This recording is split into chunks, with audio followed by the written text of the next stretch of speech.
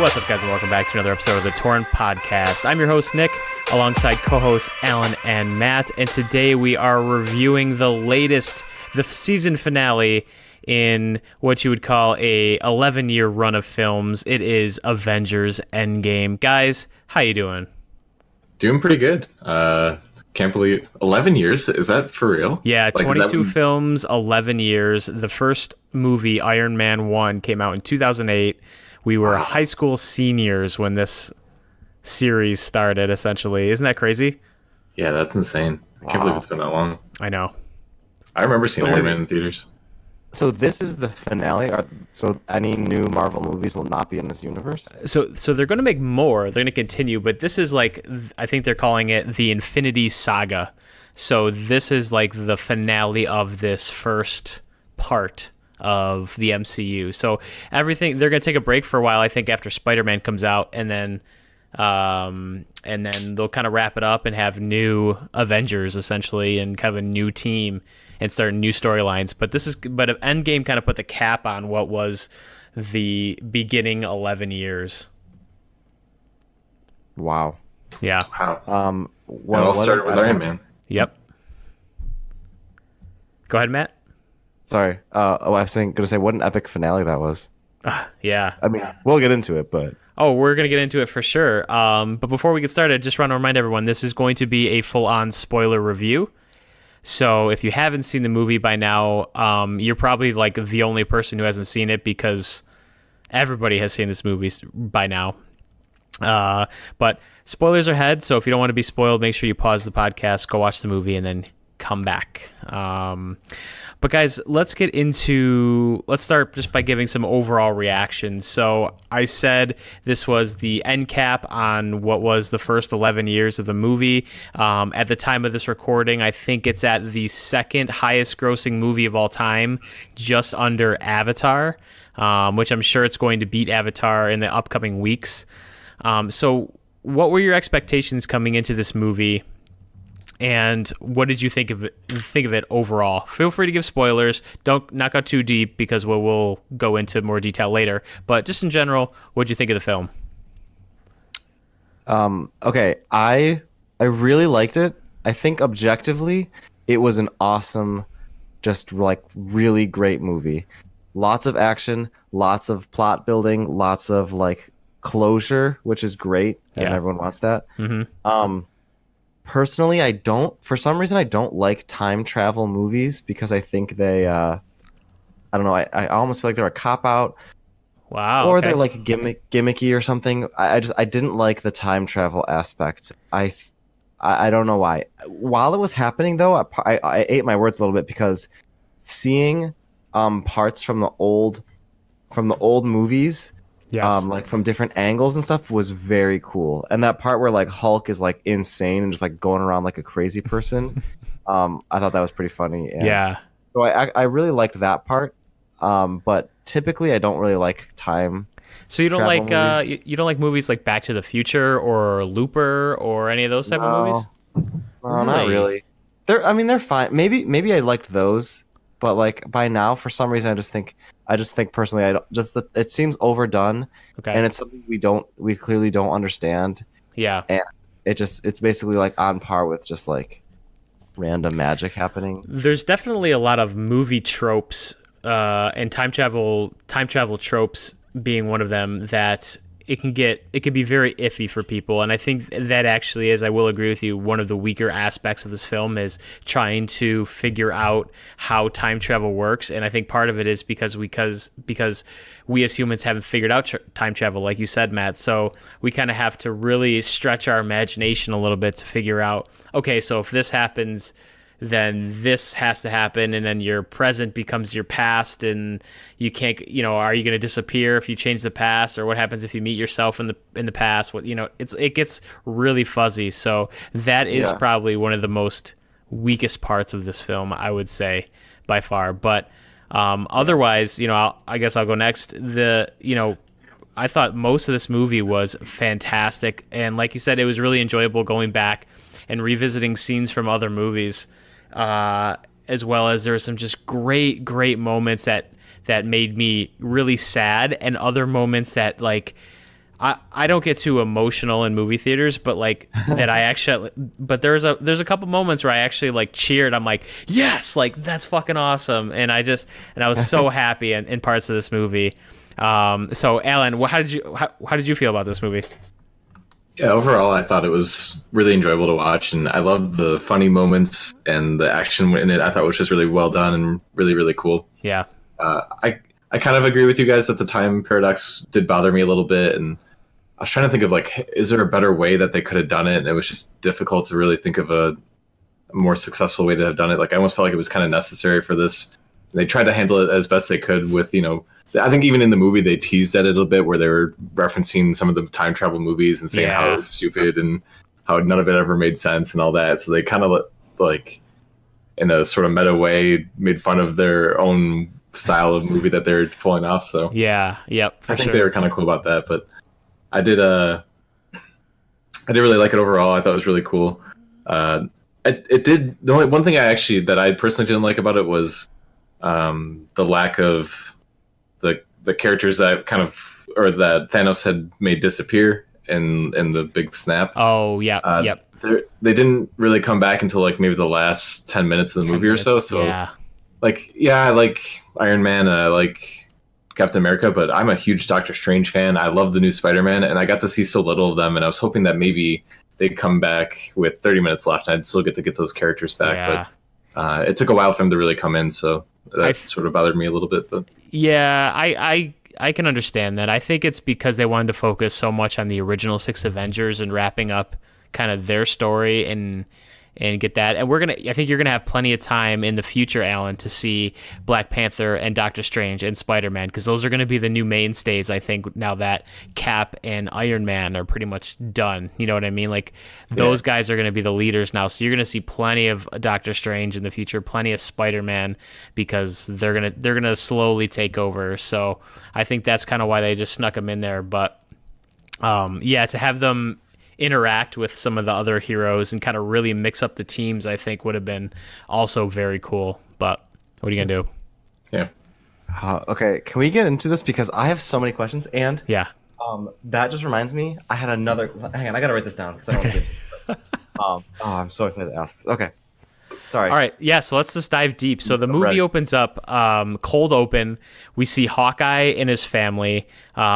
He's hanging out with his daughter. He's teaching her how to use a bow and arrow, which was super sweet. His 2 boys are really goofy. They're kind of having a little good old cookout in the backyard. And then he turns to look one way. He turns back. His daughter's gone. His wife's gone. His other 2 kids are gone. Everybody's dusted. Then we know exactly when this timeline is and where in the whole thing we are. And that was a devastating scene. Like, you felt that, and you knew it was coming based off of Infinity War. We knew kind of the snap was going to happen. So what did you guys think of that cold open, and then roll right into kind of the whole part where we see the aftermath of Infinity War with the Avengers? They go down, they track Tony Stark and Nebula are in space. Captain Marvel rescues them from space. They go hunt Thanos down. He destroyed the stones. They completely fail. Thor just cuts off his head. And then the movie essentially starts right there. So, like, what did you guys think of that whole opening? From Hawkeye to killing of Thanos and then the ultimate failure. Just for an intro for the movie, what did you guys think of that? It was intense, right? Yeah. I loved the opening that they did, because it set the mood of the movie exactly how it should have been from the very start. If you went into that movie with a smile on your face, that opening made you like realize like, oh shit, things are real, because Thanos just snapped his finger and the whole thing is in devastation. So like it really just put you in that right mood where it's like, yeah, shit's not really good right now in the universe, and you don't need to be smiling. You need to be like upset and feeling what Hawkeye's feeling, because like everything just went down. So I thought they set the tone of the movie perfectly right off the bat. Matt, what do you think of the scene with Thanos and all that? I totally agree. It was badass. When Thanos is like weak and like doing all that stuff, all of a sudden like a huge blast comes through, Captain Marvel dives in, like someone else jumps in, and they like immediately pin him. I just thought that was so intense. Like I was watching the beginning of this, being like, "Damn, what is happening? Oh my god!" Yeah. Totally agree. Awesome beginning. That's what I thought, at least. The beginning reminded me so much. Now, if you guys ever wanted to pick up a new show, the show, and I've mentioned this before on this podcast, The Leftovers. The premise of The Leftovers is there's like half the population like disappears just randomly. And so the beginning of this movie, especially with Hawkeye, and to show Earth like 5 years later after that opening sequence where like everyone's just kind of trying to deal with what happened, with it trying to get closure for what happened. That tone is essentially what The Leftovers is about. And if anybody wants to have a crazy, weird canon side piece, companion piece to this movie, go watch Leftover season 1, because that's pretty much what it is. And you can kind of make believe that this is like the rest of the human race after the snap. But anyway, yeah, I agree with you guys completely. That was an amazing opening, and to have them not only fail at the end of Infinity War, but also fail again at stopping it immediately after that was just devastating. And to have that 5-year gap, I thought was really interesting to kind of show how the Earth changed, how planets changed. I mean, we got that mention from Captain Marvel. She's like, hey, listen, Earth isn't the only one dealing with this right now. We got like tons of other planets dealing with the exact same thing, the fallout of this. So that, I just thought that was crazy. And I guess technically that's the stage for why she was, why she was gone for so long, right? Yeah. Because she was off like helping to support them. Okay. Yeah. So that was basically alluding to like when Thanos did the snap, it wasn't just Earth, it was all over the universe. Oh yeah, it was the That was entire okay. universe that he cut in half to save, to save resources, to save, all that stuff. Overpopulation, yeah. Overpopulation, right. Which, on a side note, Neil deGrasse Tyson had a really hilarious tweet saying like Thanos wasn't too smart, because if the universe is ever expanding, so there'd be infinite amount of resources somewhere, so people could just migrate to other planets if there was a lack of resources. But anyway, forget about that. Yeah, all right, Neil deGrasse Tyson. Yeah. You don't know what laws of physics apply in this universe, all right? Stick to your own universe. He's a great guy, though. I love him. If he's listening right now, I'm sorry I said that. We'd love to have you on the show. He's a big fan of ours. Yeah. Love to have you on the show. Yeah. Anyway, so we get the Avengers 5 years later. We see that Black Widow is running shit. She's running S.H.I.E.L.D. She's coordinating all the Avengers. The Earth is pretty much in ruins. Like everything's like dumpy now because nobody wants to touch anything because everyone's so sad. Cap is running a support group for people to kind of cope with it. And we find out that Tony kind of has a family now. He was very pissed off that they failed. He kind of went with Pepper and had a child, kind of live in the cabin in the woods kind of thing. And yeah, so we see this kind of like, everyone's in a different spot. And then we see a conversation with Cap and Black Widow, and Cap is almost like, because he's in the support group, he needs to see the bright side of this. He needs to be the optimist, and he's almost like convincing himself that what Thanos did was good. He mentions the whales in the water on the way over in like the bay, which you never see whales there because of humans and everything. So it's almost like he's justifying that to himself that everything is going to be okay. There is an upside to this. There is a bright side. And right when we get there, then Ant-Man comes in and he's like, "Hey guys, I'm back. Like, I think I found a way to do this." So what did you guys think of that part of the film? Okay, well, first, I'm going to say something that's going to be very weird and divisive, but okay. Did anyone else, like either of you guys, feel that after the snap, when they have like hover over the cities and stuff, it was so quiet and peaceful and like just like serene almost? Yes. Like, I just remember flying over and being like, "This is nice. This is quiet." Like, you're a monster. Are you kidding me? I just remember seeing this and being like, "Okay, this isn't so bad. I can Well, handle this. besides all buildings What are being you trying to say, Matt? besides the buildings being in shambles and like all that stuff, Well, I guess you can And make like a point. children running around on the streets without their parents, Yeah, Matt? orphaned kids running Yeah. around on their bikes. Yeah, Matt. Well, so that's the hard part is we're like, okay, well, 50% of my family would just disappear. Yeah. Well, am I willing to have serenity despite the fact that 50% of my family is just gone now? Like, no, I wouldn't. Yeah. But cities are just so stressful and like huge, and I feel like that was kind of nice. So anyway, I just yet another aspect to me about like Thanos is such a great villain because he's not just like evil for no reason. It makes sense, and there are like in a messed up way, what he's doing is sort of a nice thing, but he's just going about it so wrong and not helping. He's just making more problems. So I just think that was a very. I guess that's what I took away from this 5 years later thing is that like, Yeah. it was just very interesting. I just think Thanos is like one of the best villains of like pop culture. So Yeah. Yeah, he is a great villain for sure. So then we get Ant-Man and he's back and he's kind of been trapped in what he thought was 5 hours in the quantum realm and which in reality it was 5 years. He gets out thanks to the help of a rat, which I thought was kind of dumb, but is what it is. But he eventually goes and finds the Avengers and he says, hey, we got this quantum technology. I think there's a way for us to do it.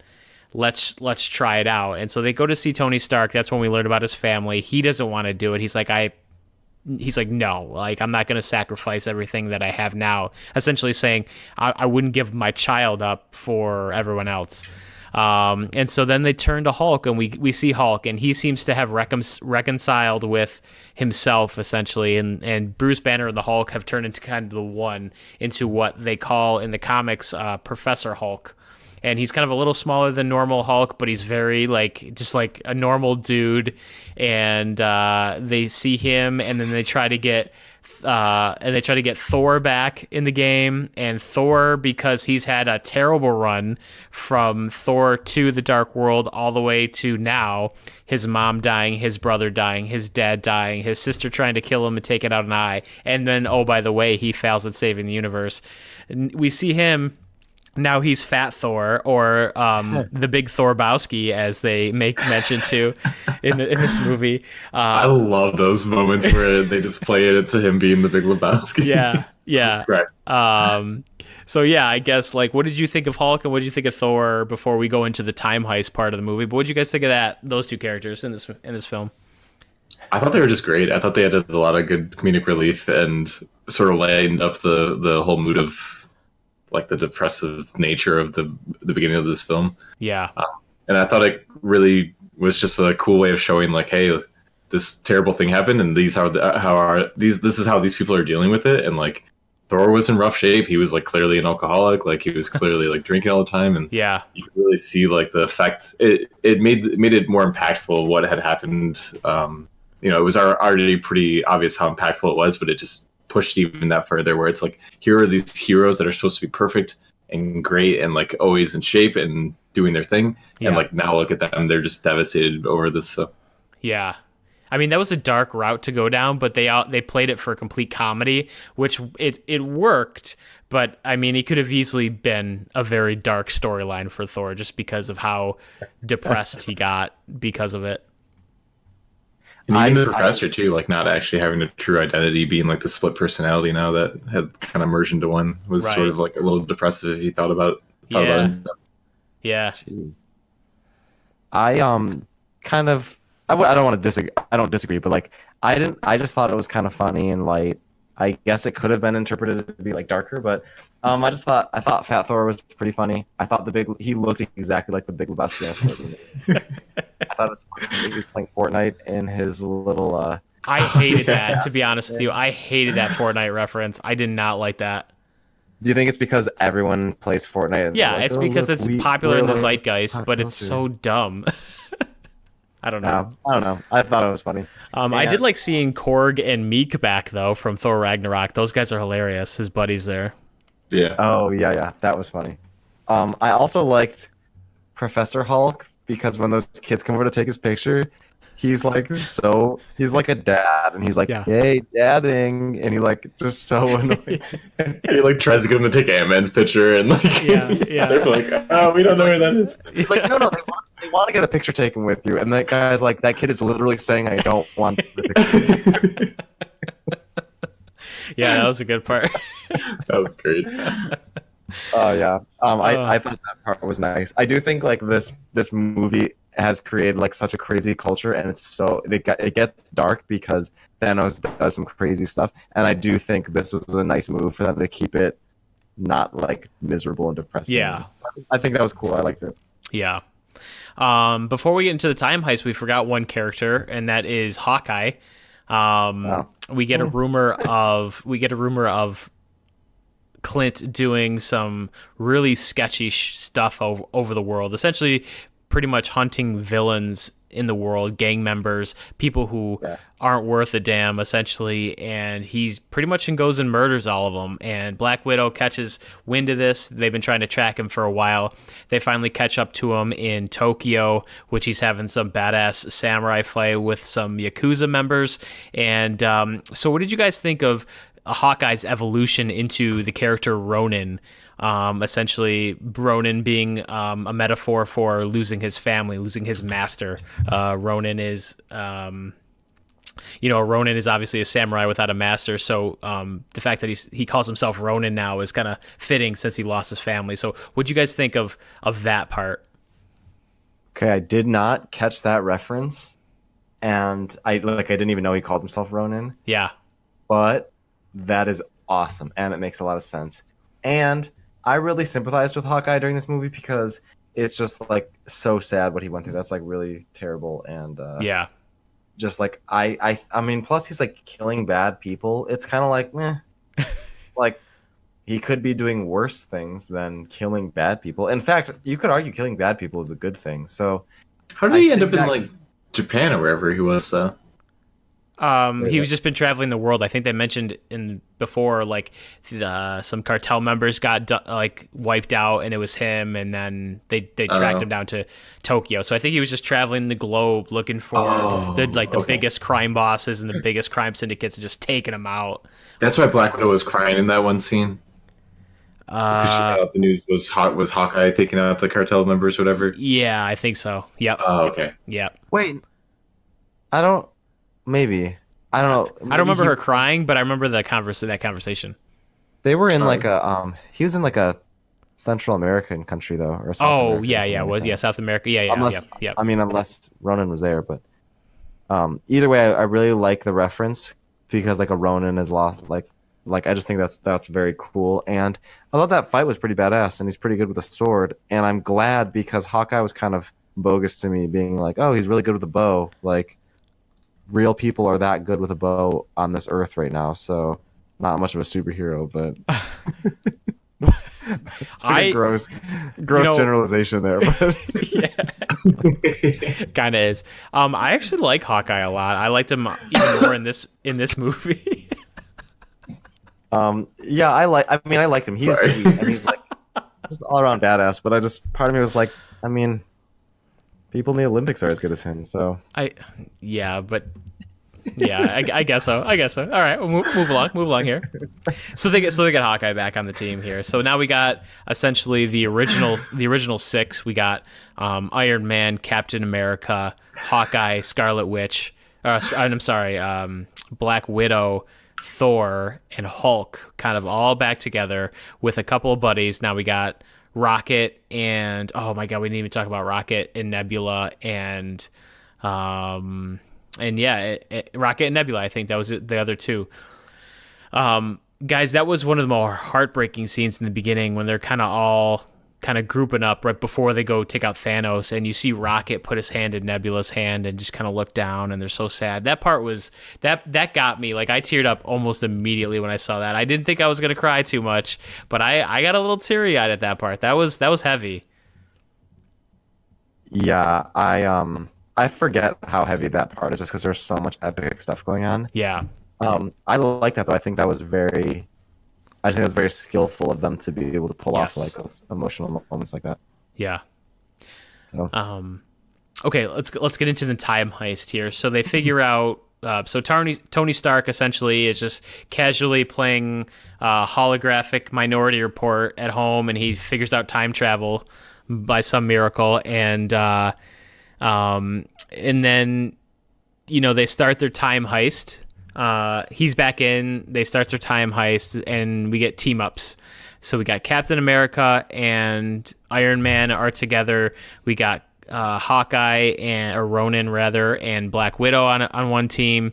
We got Rocket and Thor on another team, and then we got War Machine and Nebula on another team. And they each have their own mission, and they each go back to different MCU movies. One specifically, Guardians of the Galaxy 1, Captain America, Avengers 1, and then eventually, 1940, whatever, in the military base. Where else do they go? Thor: The Dark World. And we go back and we see variations on scenes we've already seen. So what were some of the highlights in the time jumps for you guys? I think going back to like the original Avengers movie was probably my favorite. Yeah. Just because it was funny kind of seeing them behind the scenes, like doing things as like they're interrogating Loki and seeing like Hulk going crazy and like the Professor Hulk being like, "Oh, geez, what am I doing?" Like it was. Like, oh really yeah, funny. that part that was funny. Yeah. But yeah, that was just kind of cool seeing. Like I thought that was just neat seeing the behind the scenes and the whole thing where they're trying to get the Rubicon or whatever it is, the Tesseract, the Allspark, whatever. The Allspark. Transformer shit. Trying to get the Allspark and all that, like kind of behind the scenes after the whole bank heist, and that was really funny. And I liked Captain America playing into the whole like how he was a part of Hydra, using that as like a guise was actually pretty clever. Yes, and that one was entertaining. So that was a great setup too, because if you watched, I just had watched the Winter Soldier and that elevator fight scene when he's like, "Does anybody want to get out?" And then they completely subvert that in this movie because he leans in and he goes, "Hail Hydra," and everyone's like, "Oh, okay, all right, cool, thanks." And so he walks out. Yeah, I like that whole scene. I thought that was like my favorite one. Yeah.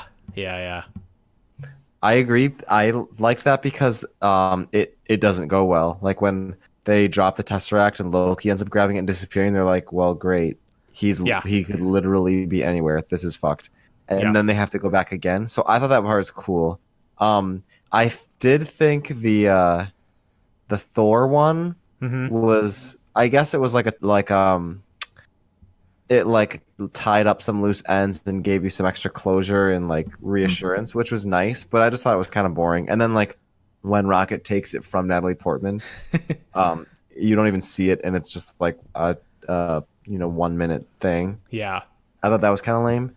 But I definitely liked the one where God, what am I saying? Tony Stark sees his dad. Oh, that was cool. great. Yeah. That was awesome. Yeah, and that was kind of a nice bookend to his journey as well. He talked to his dad one last time and everything. Which was like a time jump within the Avengers throwback time jump, right? Yeah, they went from the Avengers timeline to Captain America's timeline, I think. Yeah.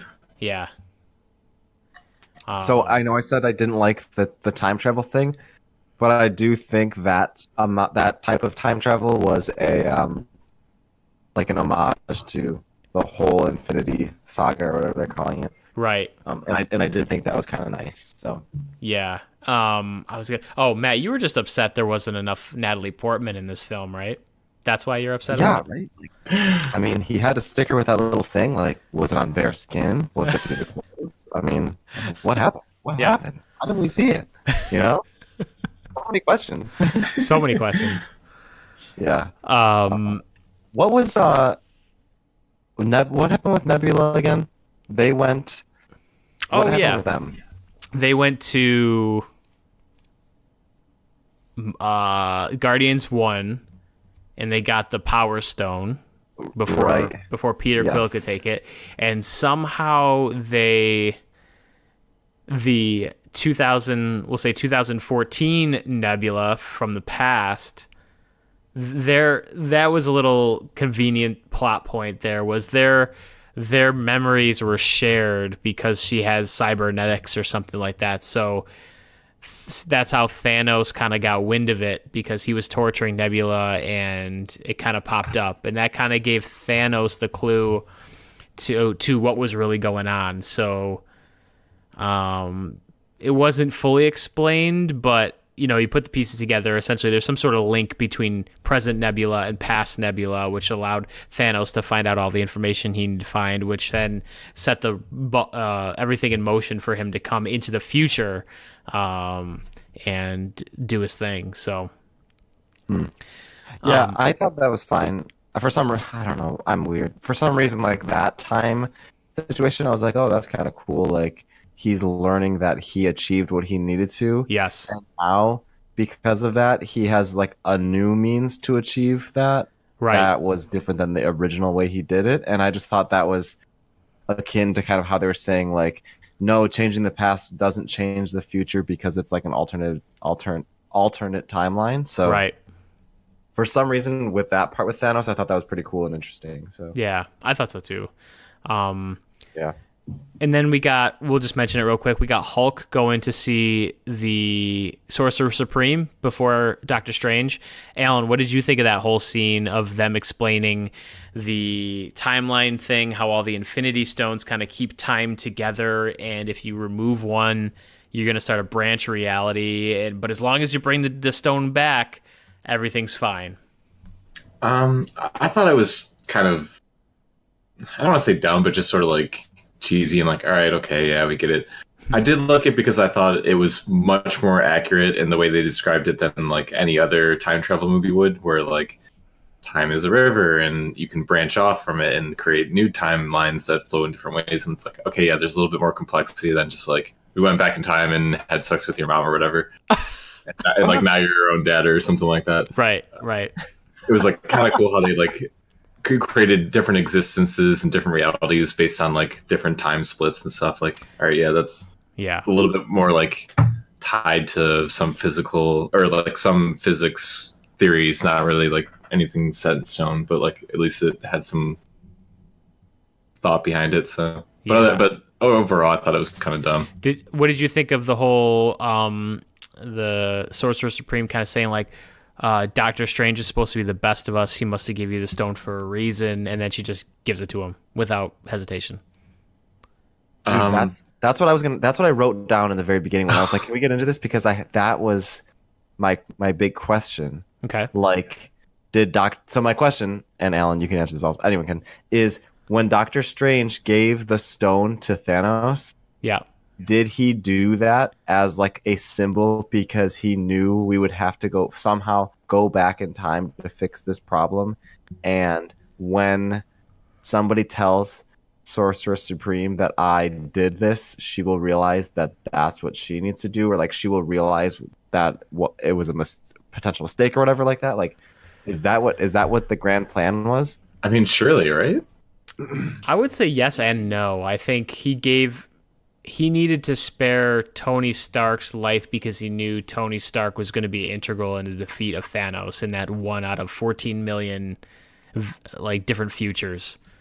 But he might have seen every little detail, so that could very well be a possibility. That's great. Yeah.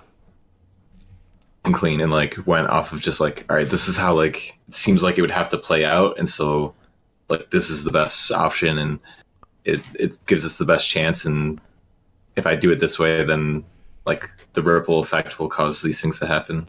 Yeah. That's yeah. Because I'm not sure he saw that exact timeline. Like if he had saw the exact timeline and knew exactly what was going to happen, he would have just told everyone. He would have been like, "This is what we need to do, and this is how it's going to work out." But Right. like he knew he had to like put certain things into motion to like maybe have this one outcome later on. So he probably had like a general idea. Yeah. Okay, so then they get all the stones.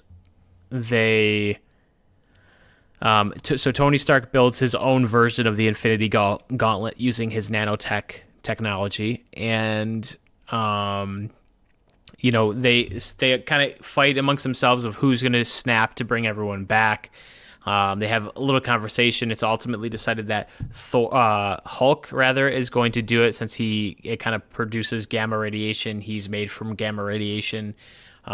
This is his thing, so he uses it, does a snap, brings everyone back. While that's kind of going on, the imposter Nebula, past Nebula, essentially sets it up so that Thanos can come back into the present, and then he kind of blows up the base, and that pretty much starts the end of the movie. So let's just talk about from here to the end, the battle, everything in between. What were your guys' big moments from the moment Thanos comes back, the new snap, to the end of the film? Oh my gosh. That is just, there's just so much happening. Yeah. When the first snap happens, everything is like calm for a while, and Yeah. Hawkeye gets a call from his wife, and I'm assuming what I realize now is that Ant-Man is looking at those birds, right? And he's assuming that like the snap worked because these birds are like freaking out because the birds came back, possibly. Is that what that was happening there? I don't remember that scene specifically, but I remember the birds, and maybe there were two birds now instead of one before. That might have been a subtle thing, like, we got half the people back or something. I don't know. Yeah. Either way, that was nice and that was cool. And then you realize that humongous like entire ship is back, and then just like the shit hits the fan and it gets insane then. So I just thought that part was just so intense, and I was just like, oh man, this is what's gonna happen for the rest of the movie then. So I really thought we were gonna lose a couple more heroes in that attack because everybody survived the building falling down on them, which I thought was a little. They had some plot armor on them a little bit, but that was an intense scene though. I mean, there's so much that happens. Like Nebula but you realize she's betraying, and then Gamora and current day Nebula kill old Nebula, right? And the huge army comes back, and then like probably my highlight, the part where I like got goosebumps for like a solid minute, was when they're like facing off and Thanos is like about to crush everything. Yeah. And then you see like the circle sparks in the background. I just saw that and I was just like, oh shit. Yeah. Here we go. Here we fucking go. Yeah, that's when I got like solid goosebumps for like a long time. Yeah. So everything after those sparks is insane and awesome. How about the trio? You had like the original trio essentially. You had Thor, Captain America, and Iron Man fighting Thanos, kind of comboing it. And then my favorite moment of the film is when Captain America gets the power of Thor. He gets the hammer, and they're like going together. That was the moment. Like, how did that happen? Okay, so that is a payoff from Avengers 2. So we know that whoever Thor's hammer, original hammer, was created by the dwarves that we met in Infinity War, but Thor's dad Odin put like a spell on it that says whoever shall be worthy shall possess the power of Thor. And then in Avengers 2, they're kind of all the Avengers are drinking around like and having like a party and kind of like winding down, and they're like every Avenger tries to pick up the hammer and nobody can.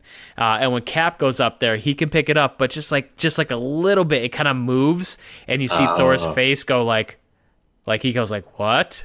You know what I mean? He goes like, huh, interesting.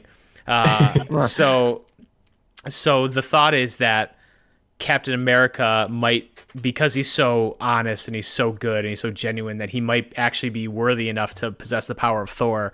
And that kind of paid off right at the moment when they need it. Boom, he gets the powers of Thor. And I thought that was fucking awesome. That was so cool. Yeah. I love that part. And then you got Thor and Cap, and he's like, wait, no, I want the big one. And he's like, he gets like the big axe back. They swap. He's like, Captain America's used like throwing his shield up, and he throws the hammer at the shield, which makes a big like thunder shock and like hits somebody. It was freaking awesome. It was so sick. There's a part where they're fighting. For some reason I just remember this, and like Thor is just like, or not Thor. Cap is like going crazy with the hammer with Mjolnir. Yeah. And he's just like wailing on him, and then at one point he like points it up in the air and screams, and then like points it at him or something, and this huge lightning bolt just comes out and like blasts Thanos. I was like, oh damn, that was so awesome. I just remember that part being so sweet. Yeah. That whole battle was just so badass. And a question I have is, how is Thanos so like amazing? He's fighting like so many dudes at once. He's fighting like Thor and Captain America wielding Thor's hammer, Right. and he's like super formidable. Like what is his deal? How is he so powerful? He's just supposed to be a super strong being entity, and don't forget he's 5 years younger than when we meet him in Infinity War. So he's younger, he's more, and at this point he knows that he completed his task, and he also knows that the Avengers brought back everybody, and he's super pissed off. He's like, you know what, I was gonna spare half of you, but now I'm gonna kill all of you. So he's like in full rage mode now. He's pissed. And But- he's got that sweet like double-sided sword in this one. Yeah. And he's got some chops, man. He's the Mad Titan for a reason. He can fuck some shit up. Yeah, that was very intense. He was really good throughout the whole fight. Like, just insane. But, yeah, so that whole part is amazing. And then just when everyone comes back, it was just so Yes. epic. That Like, was- for a second, I thought, like, as the two armies were running towards each other, I was like, the movie can't end here, right? That would suck. It just cuts But to it- black, end credits. Yeah, I was like, this would be shitty. Yeah. But they end up fighting, and it is like it super delivers. It's so epic. Everything is insane.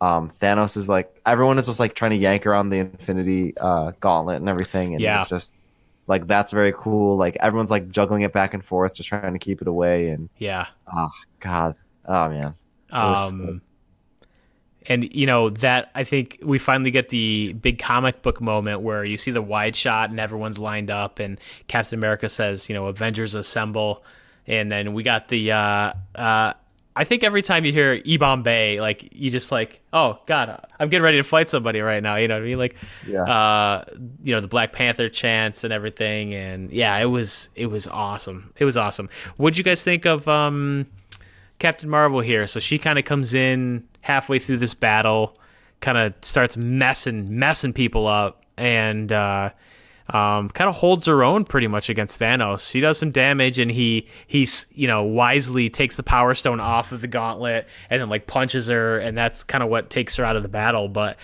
she held her own. So what did you guys think of that part? Yeah, I thought she integrated really well into this movie, and I thought it was really cool. Was she who was the one that was like trying to escort to the van, and all the girls kind of like jumped in and were like, was that her that they were backing? I can't remember. I forget. I think it was Scarlet Witch, right? Oh, it was Scarlet Witch. Yeah, that's right. I thought that whole scene was really cool, where like they all kind of like backed in, and I think she was part of that too. Yeah. So, yeah. Yeah, I forgot about Scarlet Witch. That was cool seeing her back, and that line was pretty good. She's like, "You took everything from me," and Thanos is like, "I don't even know who you are." Yeah. Oh, yeah, that's right. Because he hadn't even met her yet, and so Right, that was right. intense. yeah. So Scarlet Witch was super sweet. She's one of my favorite characters. I just think she's super cool. Yeah, And Captain Marvel coming back was epic. Like she literally just spear tackled the entire ship and just dove right through it.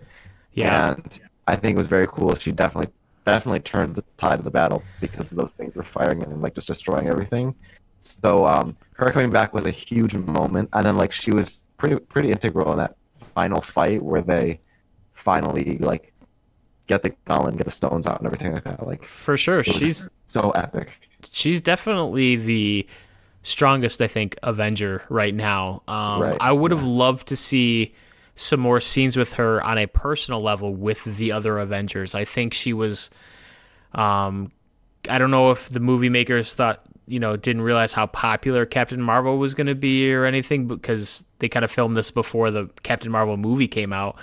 But, I would have liked to see her a little bit more in this movie, just because, if their plan is to include her as one of the mainstays, the leaders of the Avengers, right now she doesn't have a lot of character progression, and we haven't had a lot of time with her to really get to know her, and integrate with the Avengers team. And there's that line at the beginning of the movie where she's like, well, okay, I'm just gonna go kill Thanos by myself, and Rhodey's kind of like, listen, we all live this superhero life, like, that's not how we do things, we work as a team here.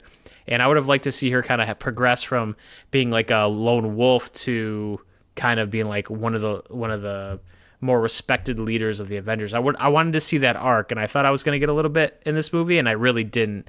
But maybe they're saving that for later on. But yeah, besides the battle scene, I just would have liked a little bit more out of Captain Marvel, I think.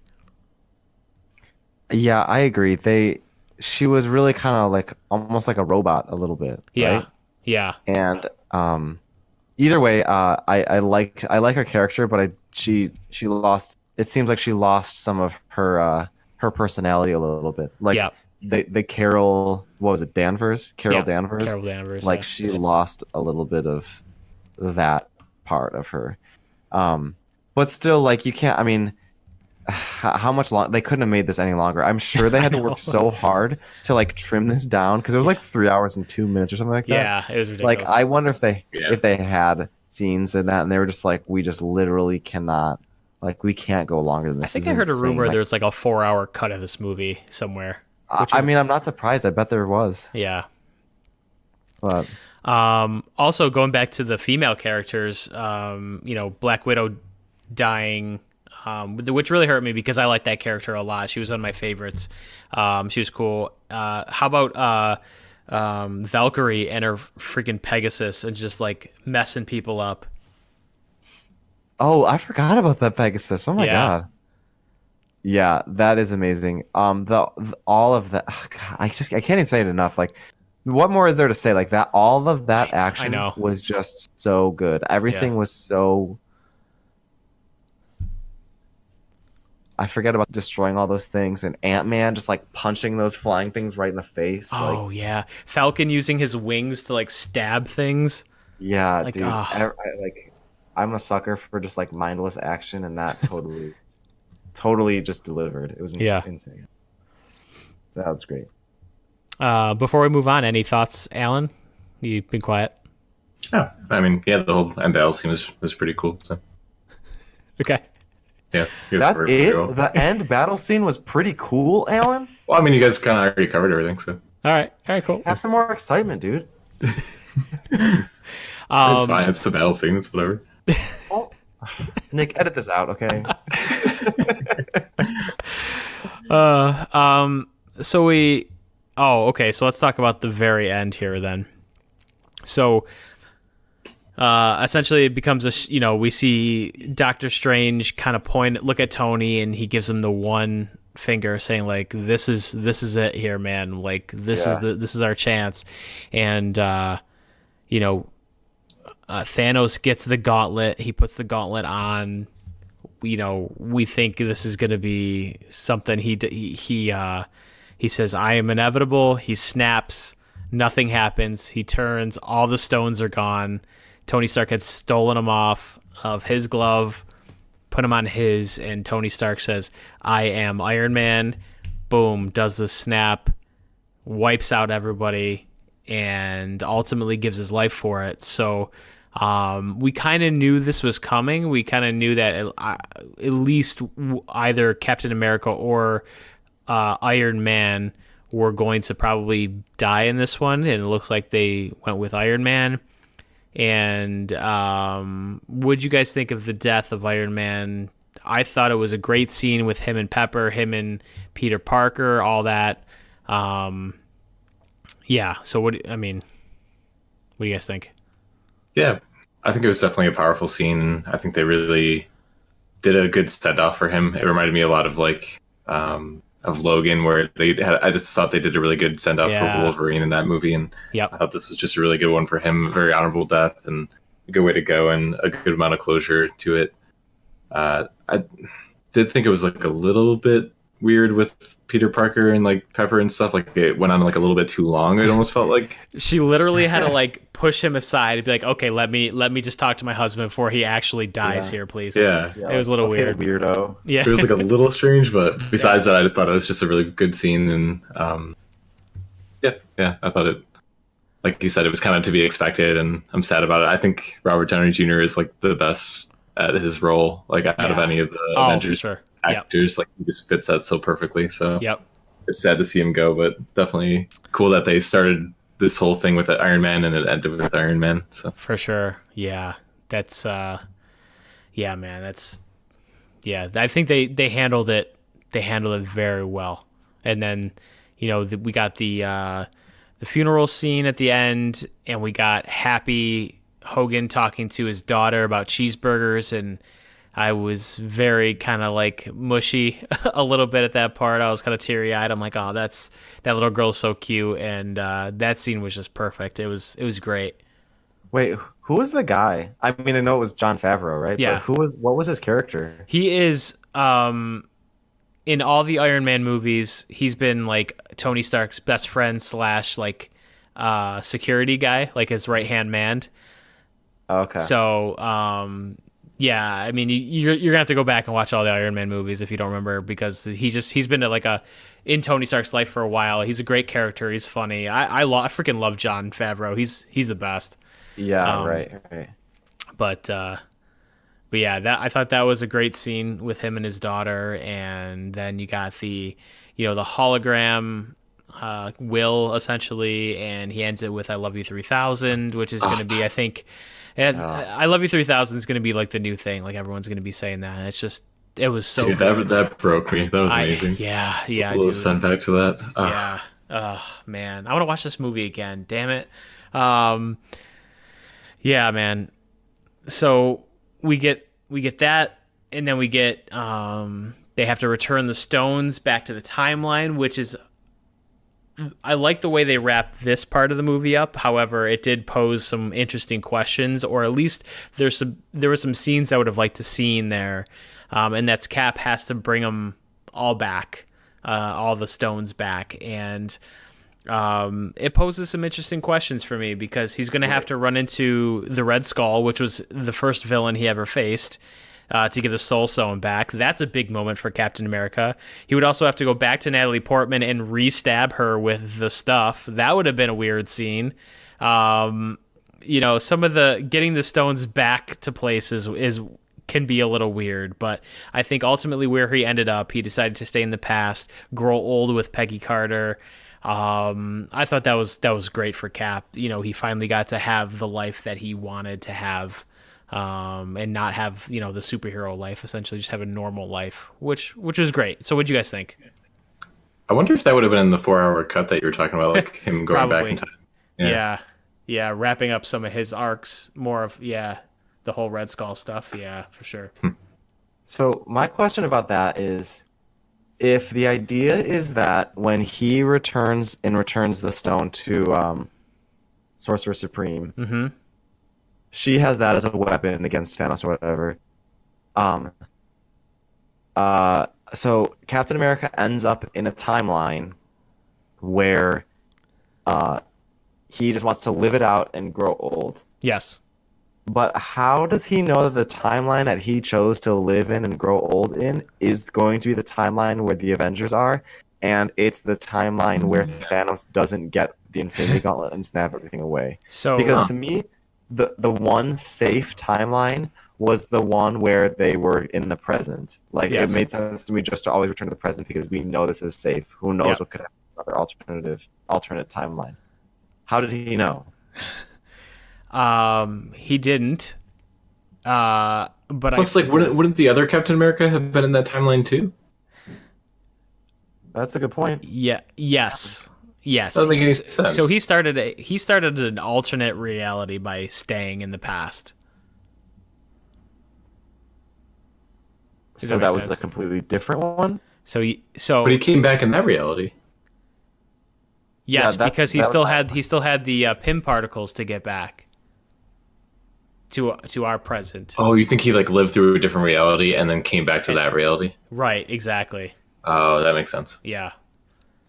So he's old now. Like I said, some of that time travel stuff is a little weird, but ultimately where Cap got to, knowing that he got his last dance, he got to live a happy life, and he now is giving the role of Captain America to Falcon. which I thought was a surprising twist because all the other previous Captain America movies, they've been definitely setting up Bucky as the next Captain America. They've been foreshadowing that heavily, and then he kind of gave it to Falcon, which I'm okay with. Just it was very surprising. So, what did you guys think of that passing of the torch there? That was weird. I thought it was a little awkward. He's like, feels like someone else's, and he was like, well, it shouldn't. I was like, okay, well, it still does, and you said. I feel like it was kind of unnecessary too. Like he probably could have just left that out, and no one would have really cared that much. Like not have the passing of the torch there that Yeah, had like- that scene. I don't know if it was like really necessary or whatever. But I guess Yeah. it kind of sets up Falcon to make more Captain America movies in the future. For sure. I don't know. Yeah, for sure. Does there have to be a Captain America? Like, what could there just not be a Captain America? There doesn't have to be. I think in the comics, both the Winter Soldier and Falcon have taken up the mantle of Captain America at some point. So I could see them bouncing back and forth depending on the movie of who's going to play the role of Captain America, quote unquote. But they also kind of leave it open for Cap to come back if they want to. You know what I mean? There's always going to be some, and he'll fade in and out as as the movies go along or whatever. But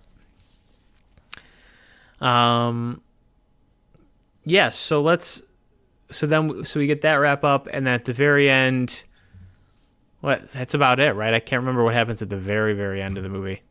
Yeah, I think that's pretty much it. Yeah. I think so.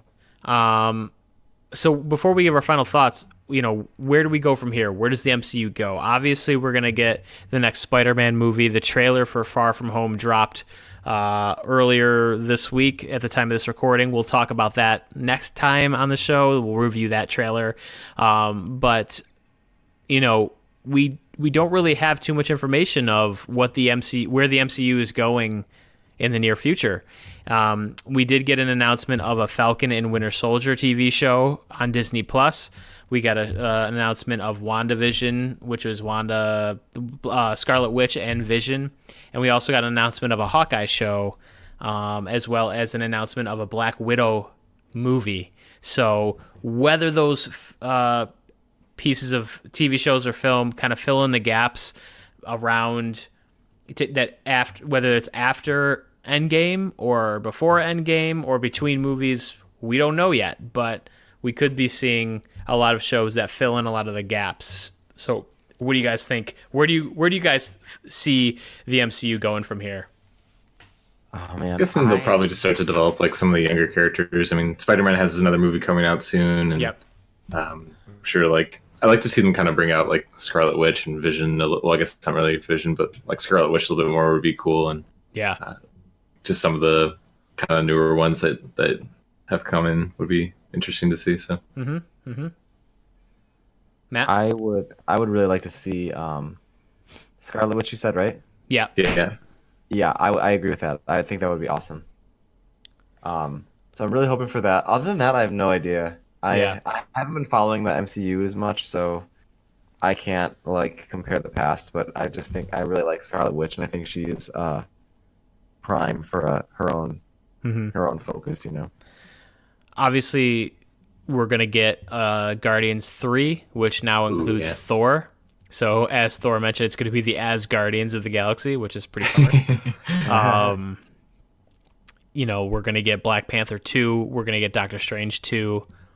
A lot of people suspect that the mention of the earthquake in the middle of the ocean could set the stage for another superhero to be in either Black Panther 2 or set up their own movie, and that's Namor, which is essentially Marvel's version of Aquaman.